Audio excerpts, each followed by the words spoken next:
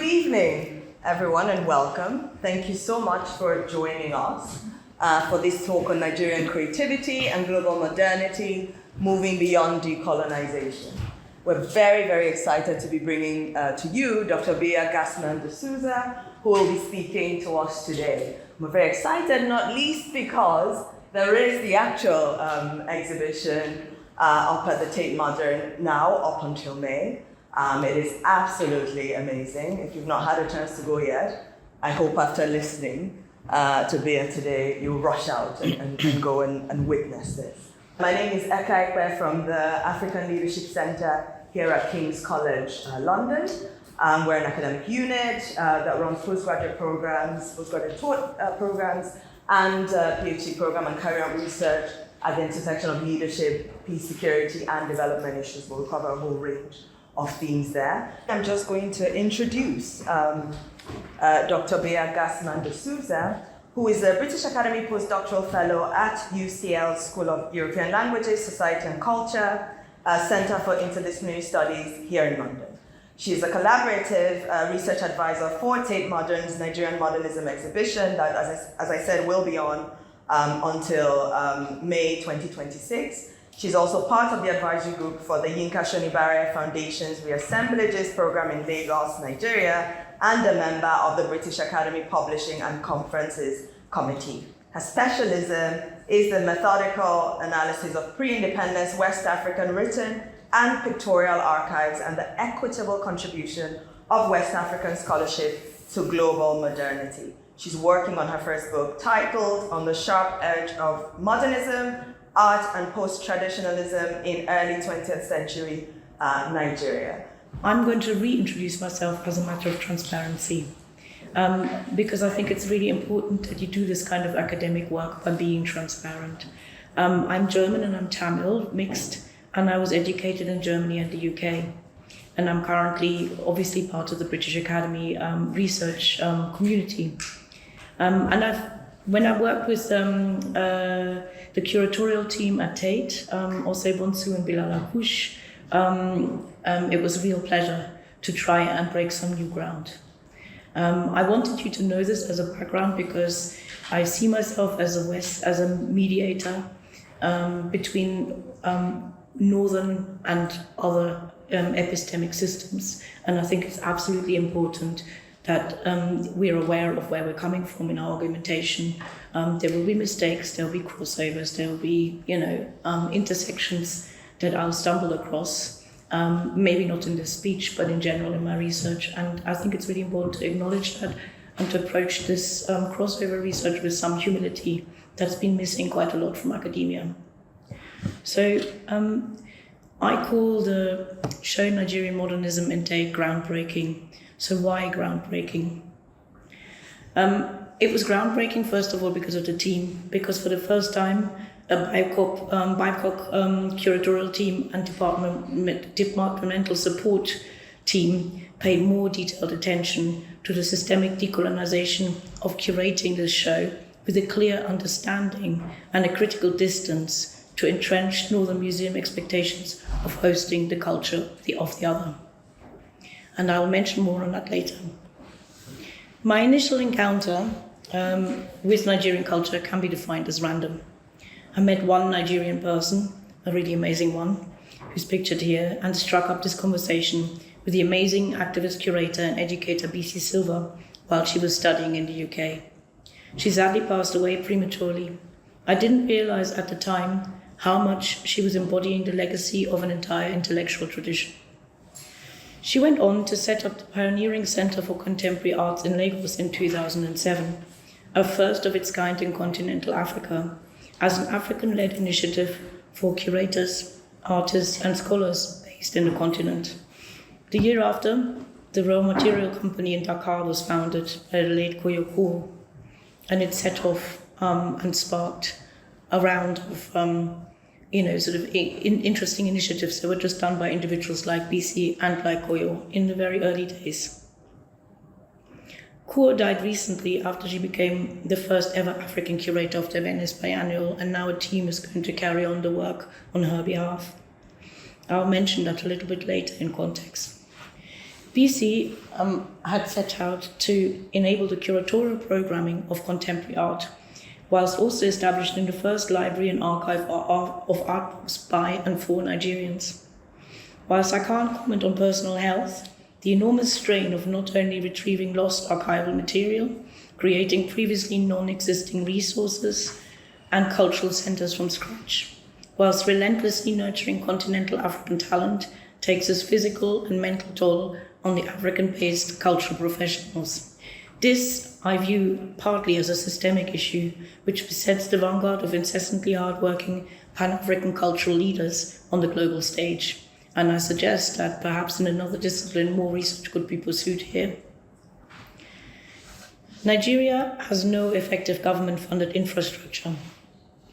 So BC used her own funds and later gained commitment of philanthropists, including the world-famous artist Elan Atsui, who some of you might have seen his turbine hall installation, at least here, if you don't already know who he is. And he shared his funds made from the sale of his art with the burgeoning informal art infrastructure in Nigeria. Again, I did not realize at the time of hearing this how much communal good is in fact not the northern kind of capitalist philanthropy, but an ideal of sharing wealth and knowledge as part of an epistemologically embedded communal good. Hence, I've got this slide up on in Yoruba. It's called Omulwabi, and it's part of Yoruba philosophy, and I will talk about philosophical embeddedness more later. Now, there are two models according to which the self-funded buzzing art world in Lagos grows. That's maybe slightly reductive. I'm sure there are more now. There is an unstable and precarious startup ecology of innovating small creative enterprises, new galleries, fashion labels, and literary circles, and more recently also independent publishers. And I've got here an example of the Lagos Biennial, which is a complete grassroots organization. It did that with no money in a rough part of town, pretty much like early days warehouse shows here, and just carried on. And by now have a bit more funding and a bit more philanthropic engagement, but it's not structural and it could be disappearing any time again. And then you have what you see on the top, although that may not apply to that particular space, but the photo sums it up very nicely. An aggressively commercial, but often quietly loss-making gallery enterprise set up by independently wealthy patrons who personally risk little. Their spaces have an air of passionately selected private collections where all is for sale. And you can see that in this aspirational photograph. I think it speaks for itself. Examples of informal cultural spaces are the Treehouse Lagos, held in a rented space on top of a 7-story building with a rarely functioning lift, which is self-funded by the internationally renowned US Nigerian artist Wura Natasha Ogunjiyi. Or you have another example, the second pioneering African Artist Foundation, the Lagos Photo Festival, also established in 2007, the same year as the CCA, by Azun Wabogu. These are aptly described by the African Artist Foundation themselves as community-focused, decentralized, metamorphic art spaces, embracing experimental art and, I add, providing safe spaces for minority groups. I'm giving you a selection of very mainstream established organizations of this kind. On my last visit in Lagos, also others, which I won't mention in order to protect their minority status. But it's a very, very rich scene at the moment in a lot of private houses, and it's amazing what you can experience. Such metamorphic initiatives rely on the personal energy and financial capability of one individual or a small group, often artists. They can be subject to external pressures such as rising rents or fuel prices, or they can just dwindle at any time for personal reasons. But the positive aspect is that they can react to grassroots shifts directly and swiftly, in a manner that independent spaces in London, with the historical weight of a pre-existing regulated market and institutional infrastructure, often cannot. Here's one example of last year's one of our project on the top floor of one of Lagos's repurposed architecture gems, an old colour factory and the tallest building in the old city centre, featuring performances and 2- and 3-dimensional works as music. And that was set up in a studio, very much like warehouse shows that haven't happened in London and very rarely happen now. Sort of impromptu, somebody gives a space and then it becomes a fantastic party. The CCA and the Photo Lagos are success stories which continue with a longer term outlook. The new CCA, with Oyindamola Faithful at the helm, replacing BC long term, continued as a part self-funded, part philanthropically funded organization. They ensured the acquisition and architectural transformation of the existing rented location and turned it into an accessible, permanent fixture in the Yaba University quarter of the city. The CCA offers artist residencies and occasionally continues with the roving model of ASICO. ASICO is a word for time, but time given, time spent, and it's much more sort of elaborate in its ultimate meaning, but it's a very appropriate word. It was designed as a Pan-African alternative school model, and it offers the in-person peer-to-peer curatorial teaching and workshops. These offer professional development for culture workers within the continent and dispenses with the expensive studies abroad as the only, and I add, European-centered option. The second model of the well-funded, financed art space can also take the form of auction houses.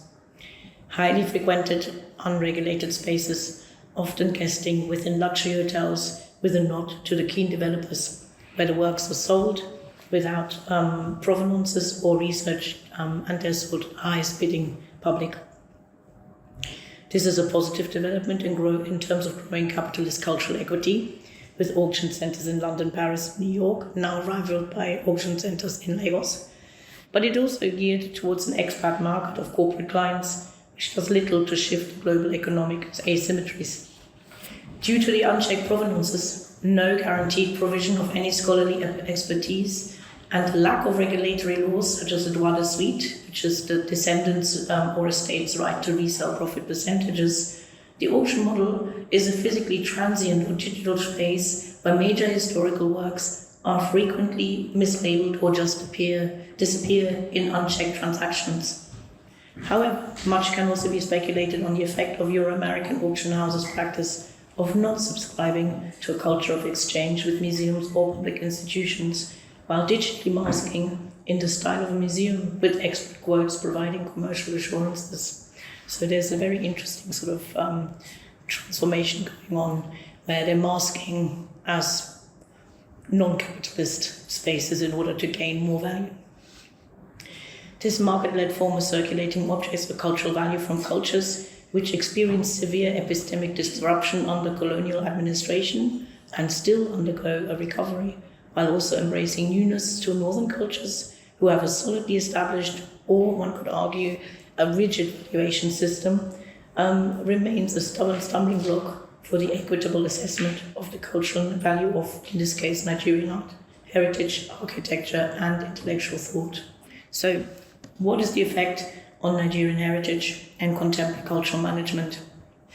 In the curatorial teams at Tate Modern for Nigerian Modernism and also at MoMA New York for the late 2026 show Freedom and Futures, which is about African festivals of culture from in the 1960s and 70s, began scouting for works to loan.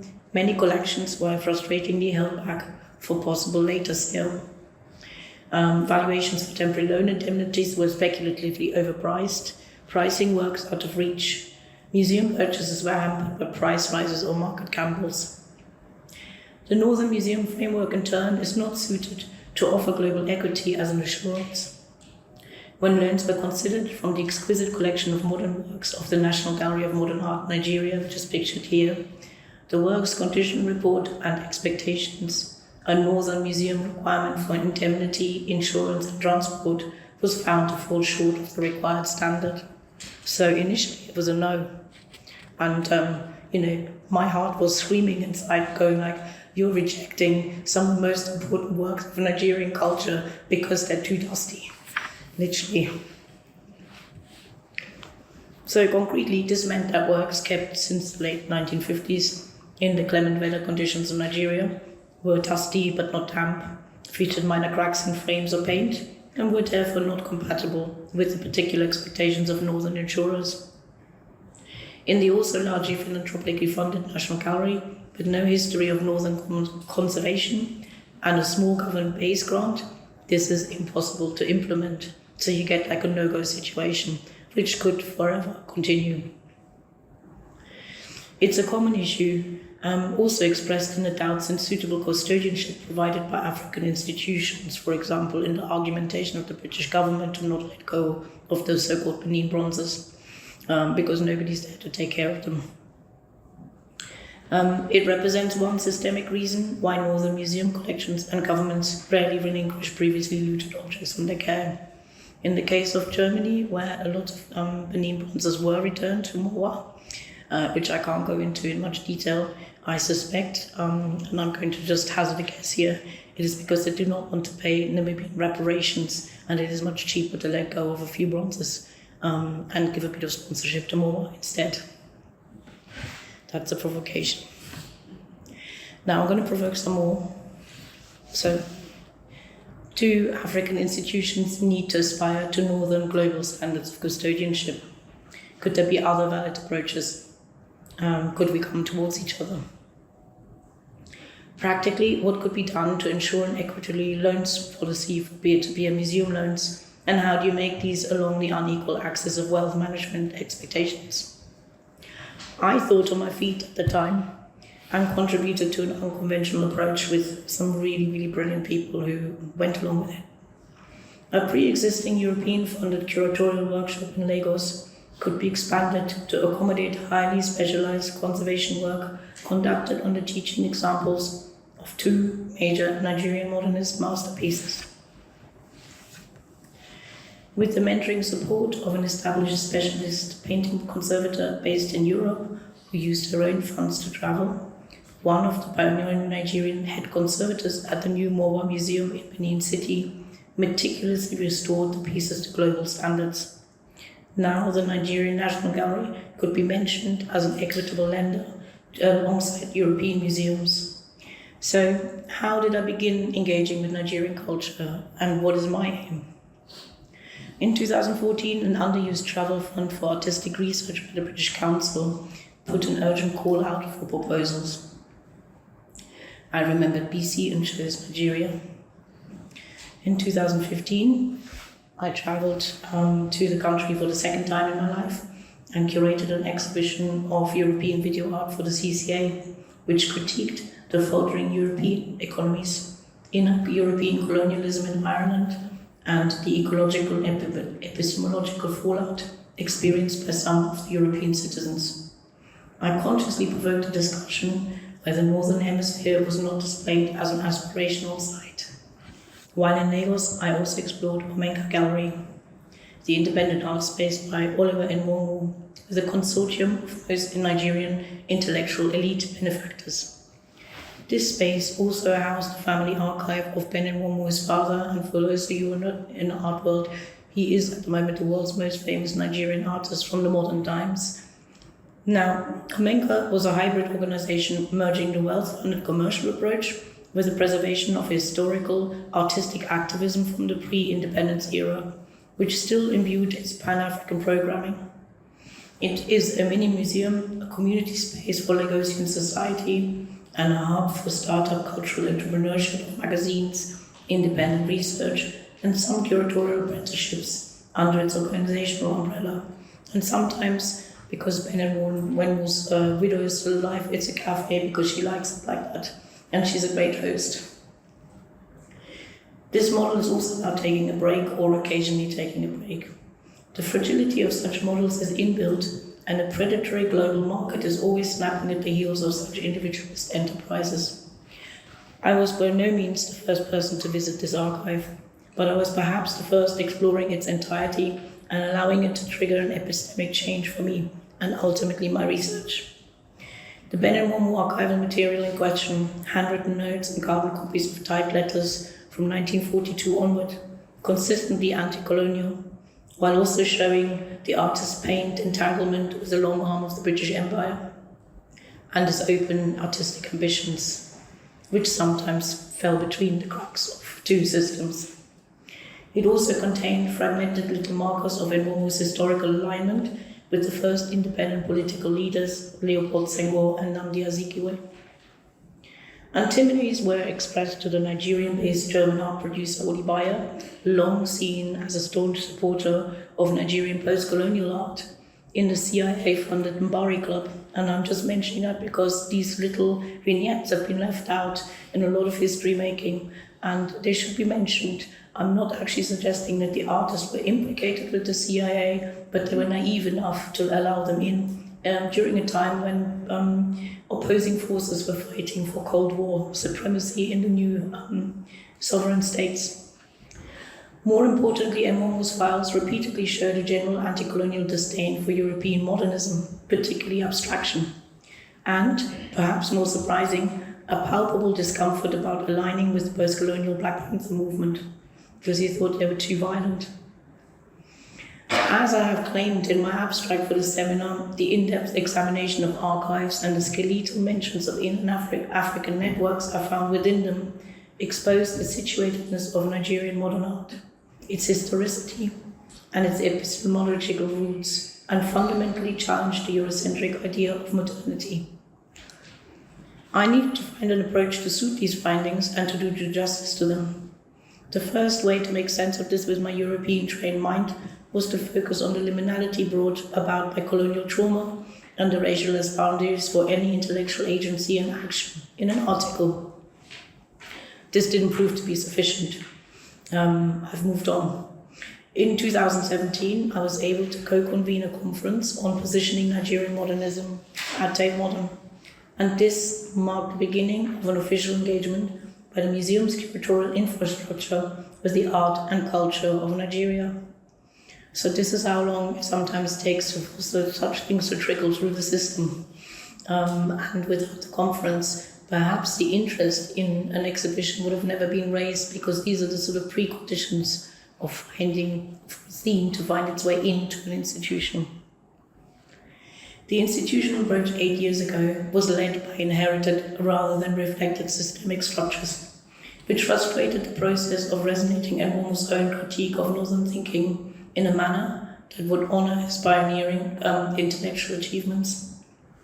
In the London Museum, inherited mailing lists and outdated academic methods were seen critically, but also remained unaltered in the system, meaning new people can constantly find them and start again, and not everybody notices that these things are outdated, so they slip back in.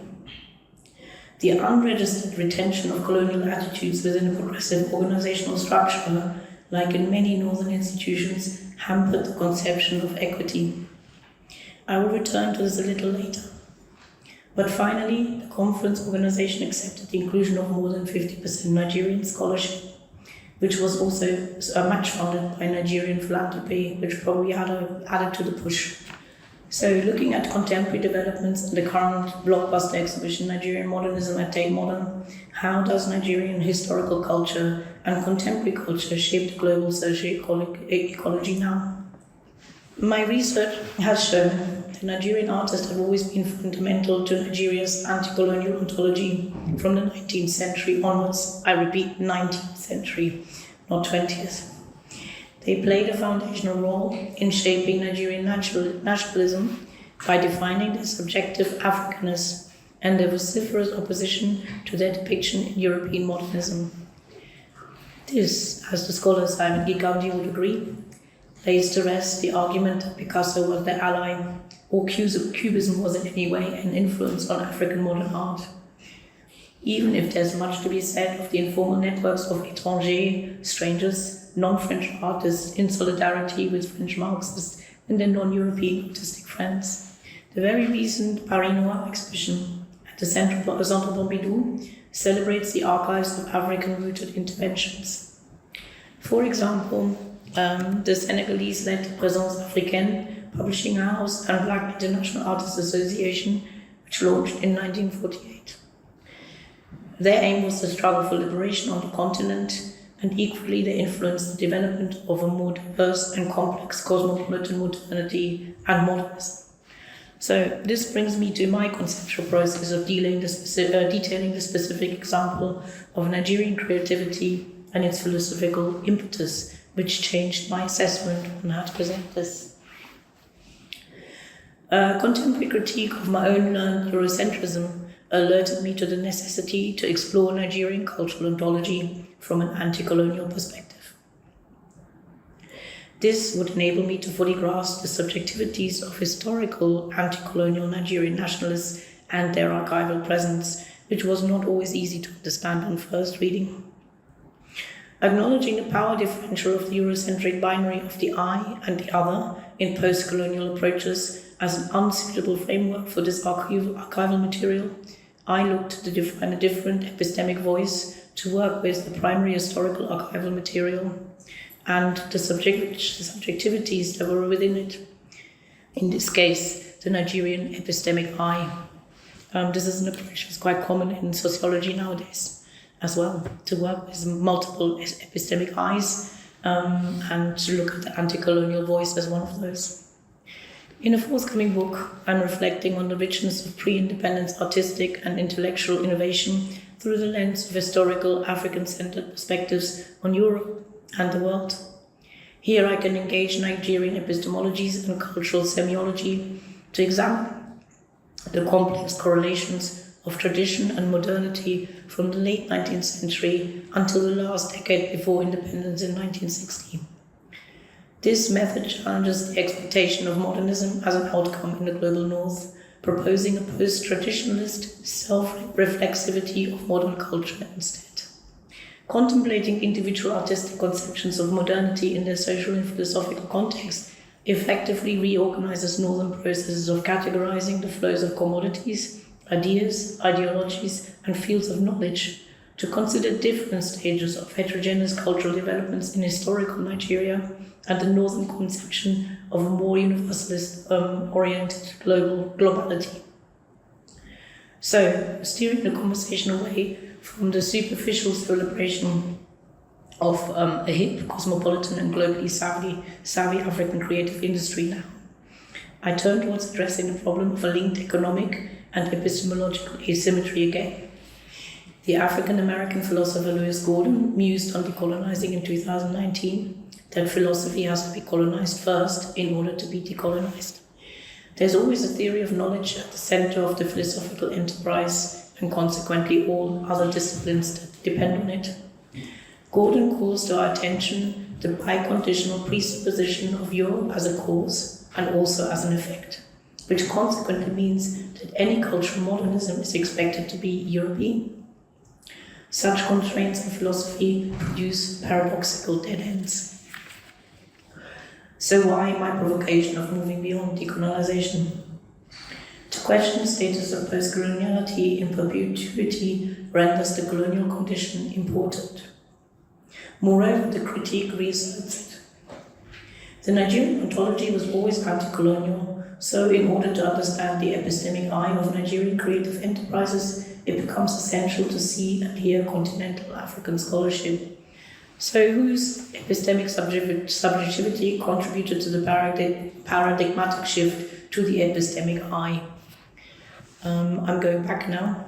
So my exploration of the creative processes begin with Aina Onobolu, and this is the artist I convinced the Tate team to bring into the show, because initially, as European models of modernisms seem to suggest, 1940 to 1970 is the period of liberation, and this separation, which is inextricably linked to the idea that somehow it's also linked to European letting go, seems to just be the standard default setting. So my exploration of creative processes began with Onobolu. That just happened to be the one that I found hardest to understand. His work is included in the Tate exhibition, this particular piece. There are hardly any left by his work that are in a state that you can still see them. Seen in Europe for the first time, his portrait of the intellectual and philanthropist Ashford Bassa from 1920 changed the reading of naturalist portrait painting, apart from the fact that I was the first person that figured out that the painting's called Nurse Sissy, and people always assumed it was just some sort of menial nurse, She was the person that funded midwifery single-handedly in Nigeria. She also invented a yellow bus service and established the first ever taxi service in Lagos. She was powerful, and she was married to a president. So very, very different. And that's been sort of a scandalous reveal now as a result. And everybody talks about this portrait because people are beginning to realize who that was. But it's interesting that, there is so little archival material. I literally had to go through marriage registers and some weird genealogies of priests to accidentally find these marriage registrations, because even in Nigeria, people don't know this. Nigerian scholars often make also quite wild assumptions because there's literally nothing to look at. And if you're lucky, in my case, I was snooping in the right corner, you suddenly two things add up and it makes sense. So this modern painted portrait of a Nigerian elite woman mines both the constantly evolving Yoruba Nigerian oral praise culture of Oriki and sculptural naturalism in the age of photography. So quite different from looking at this with European eyes. He wrote about his own techniques and is not copying European painting at all. He finds something in European painting that appeals to him, to his own experience of doing praise culture in the Yoruba sense of the word. And he feels this type of portraiture is a very good way to tell the world about the important historical figures in Nigeria. And this is a choice. On top of that, Akin asked this earlier, he actually copied them from photographs. So there's a super postmodern approach of painting that nobody was doing at that time in Europe. And I checked, and through random things, I managed to find a photograph that was in fact 30 years older than the portrayal of this person in painting, but the person still looked that young. So I was like putting two and two together, going like, okay. So these very, very simple steps of thinking lead to the recognition of completely different epistemic approaches. So this portrait, effectively, just to explain it, is performing importance. Much in the way as 18th century portraiture was celebrating, social achievement, but it would have never been of women, it would have always been of men. So this is a very interesting difference. His practice highlights the specific West African synchronous emergence of photography and naturalist painting in Nigeria, and the importance of modern print media for the dissemination of anti-colonial nationalism through coded announcements of community deaths and community achievements in the newspapers. These post-traditionalist processes, as I call them, are a conciliatory way of addressing the colonial alienation from local languages and traditions by balancing reconfigured and memorialized versions of tradition within modernity as the foundation for anti-colonial ontology. And they become the foundation of a heterogeneous nationalist culture before independence. Because the other difficulty for those of you who have seen the show, none of the works look the same in style. So for a European idea of a modernist movement, you would have to have things that have similarities in sort of a cubist approach, and then you have a differentiation in the way the line is made. Whereas here you've got naturalist painting, you've got photography, you've got sculpture in a style that's handed over from pre-colonial times. You've got very abstract paintings, you've got everything. So the reason why they hang together is because they're epistemologically the same, but not stylistically, and they don't need to be. So from there, the focus turns to a photographer, Jonathan Adebo-Green's subjective experimentation with art photography in the 1890s. Here you have a very startling portrait. It's very small in the show of King Ovanraman of Benin, the last king that was captured by the British and ended the Benin Empire effectively. Still a contentious issue today, this 19th century portrait is poignantly emotive with the modern subjectivity of the photographer commenting on this traumatic event of Nigerian history.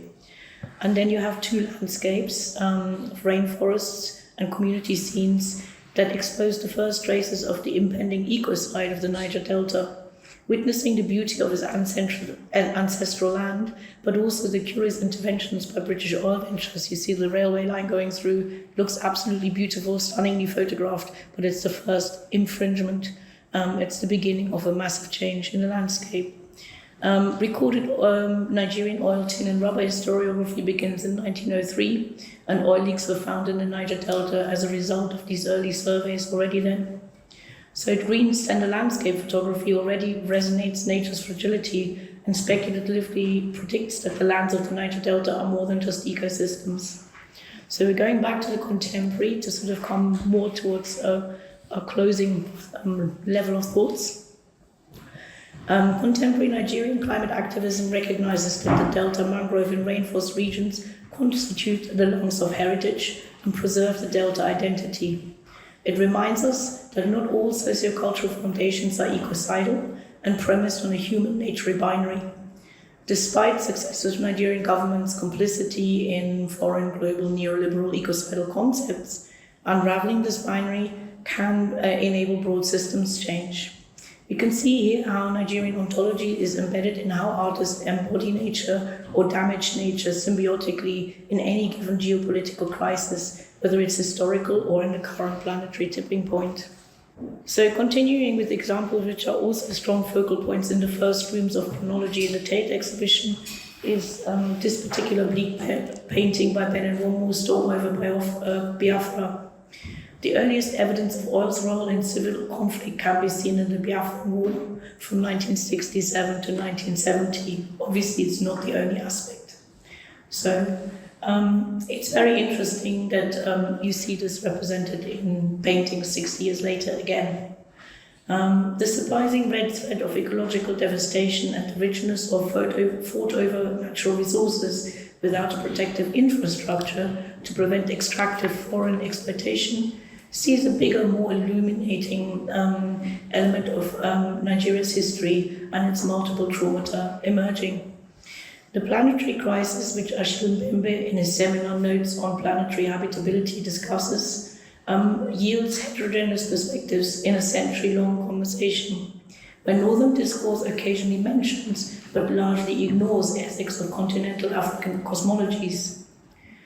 Now, on the danger of sounding like somebody who's just sort of like disappeared in Nigerian philosophy, it's been essential to constantly cross-check this material with how it's thought about in multiple Nigerian viewpoints, and then to cross-check that with Northern viewpoints and to see where are the intersections and so on. I can't represent the complexity of argumentation to that level in this talk, so I'm not just sort of skimming over some cosmological findings and sort of weaving them into some sort of fun narrative.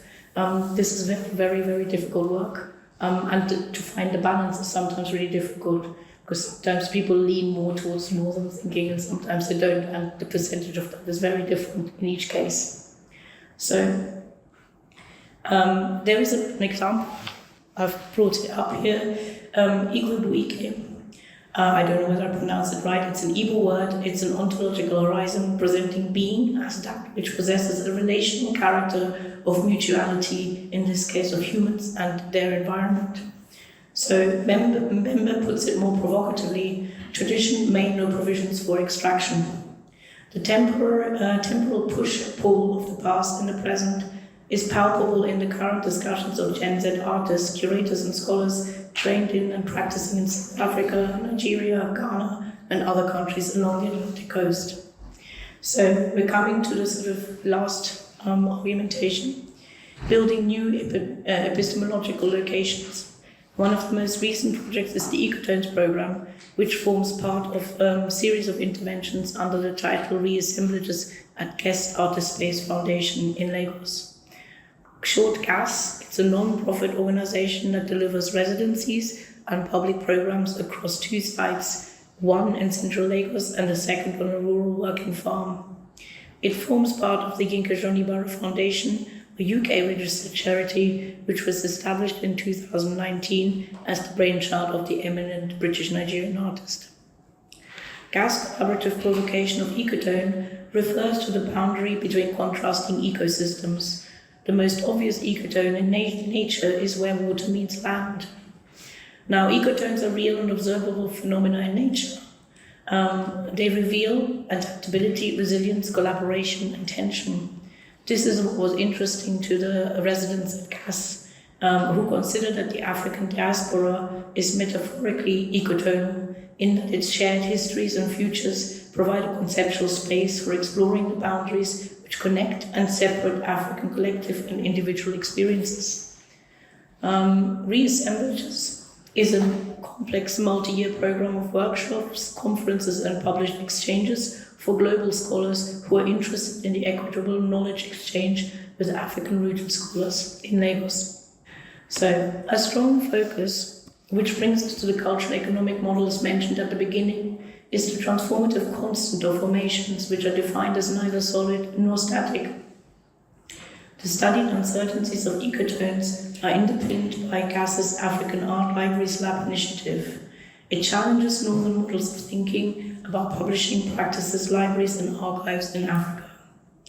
The Foundation and its first symposium begin the ambitious course to collectively seek new ways of networking, preserving and activating African and diasporic library collections in multi-locational and sometimes even non-material sites in a nod to oral archives.